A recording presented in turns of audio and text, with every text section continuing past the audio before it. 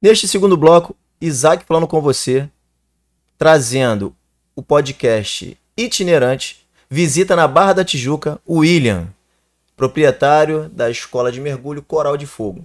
No primeiro bloco, nós apresentamos esse universo do mergulho de maneira nacional, internacional, um pouco da história, com a importância de tudo isso para os mergulhadores.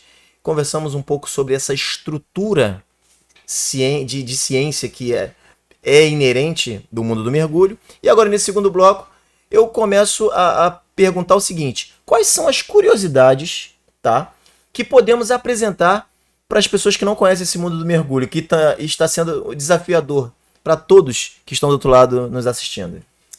Excelente pergunta.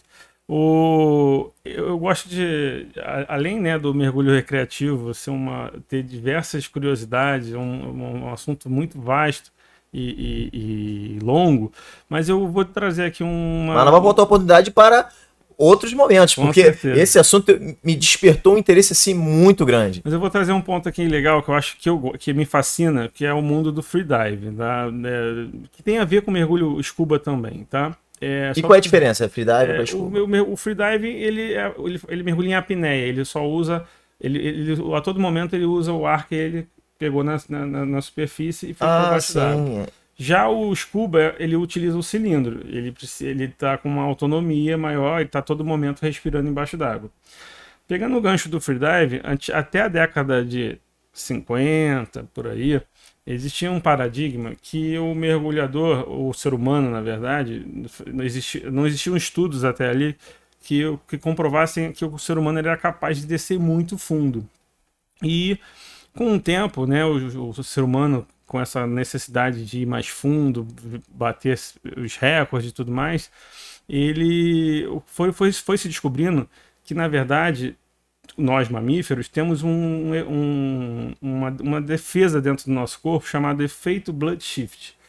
A partir de determinada profundidade, existe uma lei na física que a gente usa muito, inclusive, no mergulho scuba, que chama-se lei de Boyle-Mariotti, que diz o seguinte, num grande resumo: toda pressão é inversamente proporcional a um volume. Então, se o mergulhador desce e vai muito fundo, o nosso pulmão, que tem ar, que sofre redução da pressão, ele vai se diminuindo por conta desse aumento da pressão, a ponto de chegar em determinadas profundidades, exemplo, 200 e poucos metros, ao tamanho de uma bola de tênis. Então, tinha-se um conceito que, se o pulmão diminuísse muito, ele colabaria, encostaria parede com parede. Só que o corpo do ser humano, ele é tão incrível, né, nós mamíferos, que existe um efeito chamado blood shift, que, para uma defesa, como eu expliquei no outra matéria, no primeiro bloco, tudo que tem líquido não sofre pressão, não precisa ser equalizado. Então o pulmão se inunda de um plasma sanguíneo para poder não colabar. Então isso é uma defesa do corpo humano que todos os mamíferos têm, inclusive as baleias, quando vão muito fundo, elas têm as mesmas defesas, né? Sim. Então isso tudo facilita muito o ser humano vivenciar essas dificuldades. Obviamente, tudo dentro de um treinamento, de uma prática para quem já está mais acostumado. Então existem modalidades dentro do freedive chamado no limits, que o ser humano ultrapassa a barreira dos 100 metros com facilidade. Então o recorde mundial está em 200 e alguma coisa, se eu não me engano. Tá? O último recorde que eu conheci era de 209 metros de um recordista chamado Patrick Musimo, que inclusive veio ao Brasil, tive a oportunidade de conhecer ele. E eu trouxe essa curiosidade que eu achei interessante passar para vocês. Muito interessante, uma curiosidade que aguça cada vez mais, né, o nosso entendimento em querer conhecer, com sede de conhecimento. Isaac, falando com você isso, é um podcast que traz bem-estar social, segurança pública, esse é o nosso objetivo. Bom, devido a toda essa estrutura de conhecimento, esse tema tão importante, eu não poderia deixar de destacar aqui a seguinte pergunta: existe, por um acaso, uma profissão para ser mergulhador? Existe, por um acaso, alguma regulamentação ou alguma linha direcionada ao governo em apoio à categoria? Alguma estrutura? Olha, o que eu conheço, assim, eu não. Porque é novo para todo mundo. Eu reconheço que eu não sou um cara que lutei politicamente pelos nossos direitos ao ponto de estar atualizado de tudo.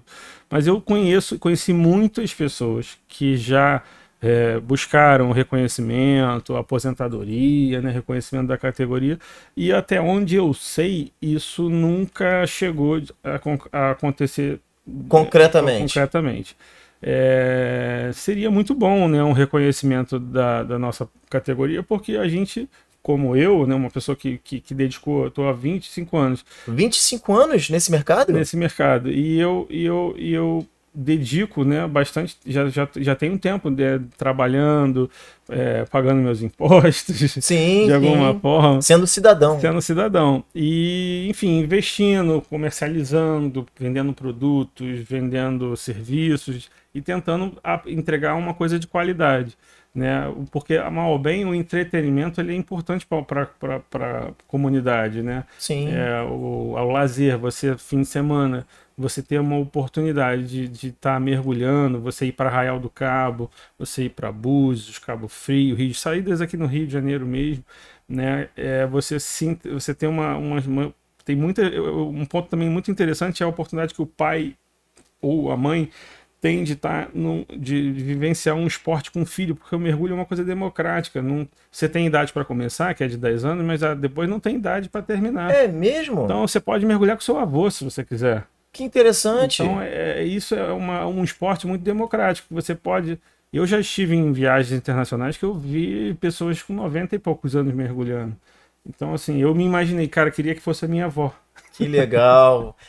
Tendo ali a família próximo, né? E também qualidade de vida, que é o que se busca exatamente. Hoje tem a questão do compliance, que as empresas precisam se adequar. Está tramitando também alguns projetos relacionados à iniciativa privada de um ambiente mais saudável para o colaborador. O ser humano está evoluindo, né? Exatamente. Em meio a tantas particularidades que temos, principalmente no Rio de Janeiro. Mas é um desafio do nosso programa. Isaac, falando com você, irá fazer pesquisas sobre esse tipo de tema. Vamos aí tentar buscar essas respostas e trazer as perguntas e respostas a você que nos assiste. Essa pergunta eu fiz por quê? Porque o mergulho está completamente direcionado ao turismo. E o turismo ele fomenta a economia, a rede hoteleira, ele fomenta de diversas maneiras o crescimento. Eu diria que ele é assim um pilar do turismo que é pouco explorado, mas que se bem explorado, como existem exemplos, né, em alguns países ou em alguns lugares, por exemplo, o nosso melhor lugar que a gente pode dizer que vive de mergulho, posso dizer com propriedade, que é Fernando de Noronha. É uma ilha, tudo bem que ela tem suas belezas naturais, né, que encantam, é o diferencial de uma ilha, mas eles conseguem fazer saída de segunda a domingo lá. Segunda a segunda, né, vamos colocar assim. Nesse nível? Nesse nível. E a gente, por mais que a gente não consiga ter condições de mar, né, no Rio de Janeiro, na cidade do Rio de Janeiro, para fazer mergulho de segunda a segunda, mas se a gente tivesse de alguma forma, uma divulgação melhor, né, para um receptivo, porque, por exemplo, o argentino, o mexicano, enfim, qualquer pessoa da América do Sul, eles têm, de alguma forma, uma necessidade de desbravar novos mares, e o Rio de Janeiro já se vende, né, por ser uma cidade maravilhosa, e por que não você tá visitando a cidade maravilhosa e aproveitar e fazer um mergulho numa manhã? Que bacana então, saber disso, isso, rapaz. Eu acho que é um ponto que poderia ser mais apoiado, né, entender as necessidades para que isso aconteça com mais facilidade e trazer atrativos, por exemplo, como naufrágios, né, que a gente poderia ter mais opções de naufrágios artificiais de forma segura, né, de alguma forma organizada, para a gente poder trazer esse interesse do público lá de fora vir mergulhar com a gente. Nossa, então eu fico com esse dever de casa, eu vou pesquisar sobre isso. Vamos marcar para retornar aqui, buscar aí alguém que já tenha, pelo menos, se sensibilizado com a categoria, porque isso é muito importante, isso gera emprego. entende? Às vezes não é tão explorado e evidenciado por falta de conhecimento. E o nosso canal, ele está aí disposto a divulgar isso e fomentar esse mundo do mergulho. O que é necessário para ingressar na sua escola de mergulho Coral de Fogo? Bom, basta. Eu gosto de dizer que não. As pessoas muitas perguntam se precisa saber nadar. Eu diria que não precisa ser um exímio nadador, mais que Michael Phelps, não é isso que é necessário. Mas precisa ter estar gozando de boa saúde, né? E ao mesmo tempo ficar confortável na água. Se a pessoa boia, costuma ir pegar uma piscina sem medo, costuma pegar uma praia, né, e ficar tranquilo, boiar, não precisa saber nadar. Mas não ter medo de água já ajuda bastante. Ah, entendi. Então o requisito mínimo é não ter medo d'água. Não ter medo da água. Ah, beleza. E sim respeitá-la. A gente pede um atestado médico, obviamente, respeitando a parte fisiológica, a gente não tem como saber da pessoa. Sim. Mas uma vez que ela passa por uma avaliação médica, né, atestando que ela está em condições físicas, mentais e de saúde para poder se inscrever num curso de mergulho, essa pessoa está em plenas condições, né? Existem casos assim, como por exemplo, uma pessoa que sofre de epilepsia não pode fazer mergulho. Uma pessoa que tem arritmia cardíaca não pode fazer mergulho. Mas se você não está dentro desse quadro clínico, né? clínico, você está apto a fazer a atividade. E, inclusive, na verdade, você pode até se descobrir que é um mundo novo, né? Eu digo que... São desafios, né? Novos desafios. Exatamente. Quebra de paradigmas. Tem gente que melhora o humor no trabalho. Tem gente que melhora até o relacionamento, porque você tem uma válvula de escape, né? De você sair, dar aquela mergulhada. Higiene mental, né? Higiene mental. Caramba, como se fosse uma prática na academia. Exatamente. Gente, Isaac falando com você, é isso aí. Bem-estar social, segurança pública, temas da atualidade. E quem acompanha nosso trabalho sabe que fui desafiado e convidado por um integrante da sua escola, o professor Carlos Aguiar.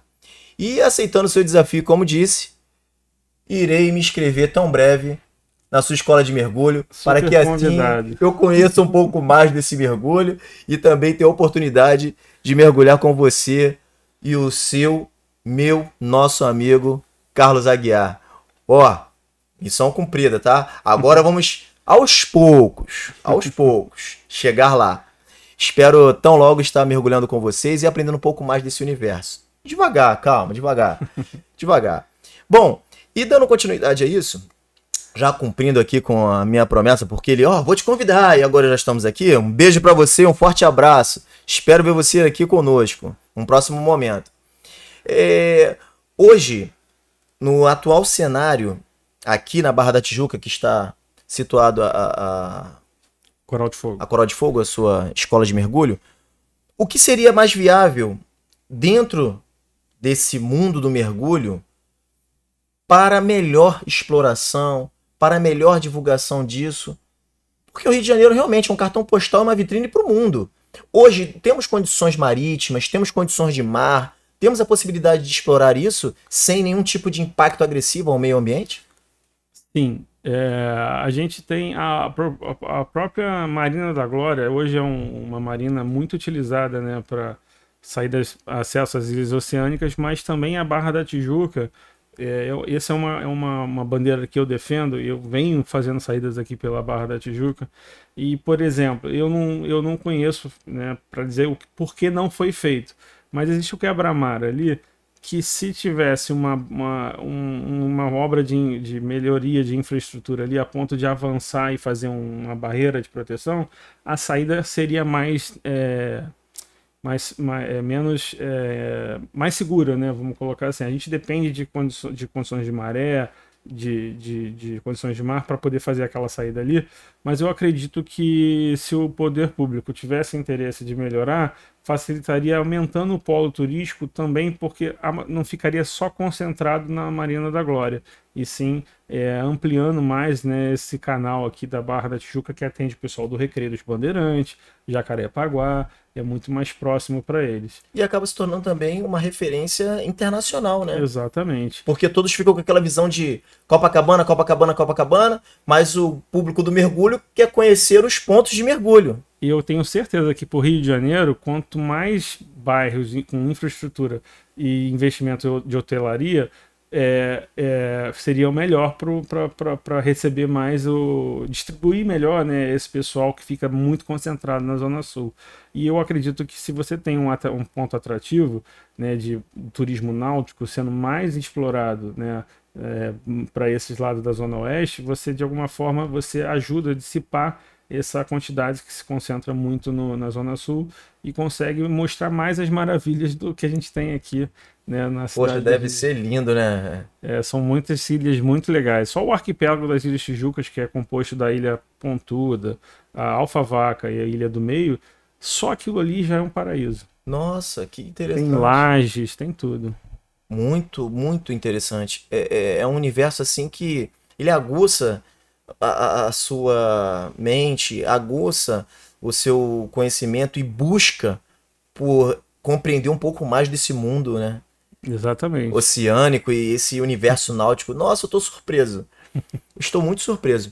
Então fica aqui um recado para os governantes, né? E para todos que de repente não conhecem, porque na verdade o mundo do mergulho também não é um mundo que a gente conheça de maneira constante e cotidiana, mas que precisa ser evidenciado para este grupo, para esta categoria, porque ela existe. E além de existir, ela tem diversas variáveis que são muito produtivas, até mesmo para buscar qualidade de vida, saúde mental, toda uma estrutura metodológica e científica por trás disso, que também faz com que a evolução do ser humano ele continue acontecendo. Eu acho muito interessante. Espero voltar aqui outras vezes. Fiquei muito, mas muito feliz com o nosso podcast itinerante, iniciando-se aqui na Barra da Tijuca, na sua escola de mergulho. Meu desafio, Carlos Aguiar, já me comprometi aqui, calma, um passo de cada vez, calma. Espero você aqui nos nossos próximos momentos e nossos próximos podcasts. Para suas considerações finais, manda um recado tanto para o seu público do mergulho, quanto para aqueles que querem conhecer e pensam em praticar mergulho. Diga seus contatos ou algumas referências onde as pessoas possam te encontrar. Legal. Bom, a Coral de Fogo ela é fácil de ser encontrada. É uma escola muito bem... ela participa ativamente das redes sociais. Então a gente tem nosso @Coral de Fogo, né? Você pode tanto acessar o Facebook quanto o Instagram. Boa parte das nossas comunicações são feitas através do Instagram e através do nosso contato de WhatsApp, né? Se quem tiver interesse pode mandar uma mensagem para o 21 965 15 16 29, que a Coral de Fogo vai ter o prazer de tirar suas dúvidas, mandar informações sobre cursos, explicar como é que é para você se iniciar nesse mundo tão fascinante que é o mundo do mergulho. Nossa, já vou seguir suas orientações. Isaac falando com você, te aguarda para um próximo programa e como eu já disse, estou aqui prometendo. O nosso podcast itinerante iniciou na Barra da Tijuca no ano 2025 com o nosso amigo William.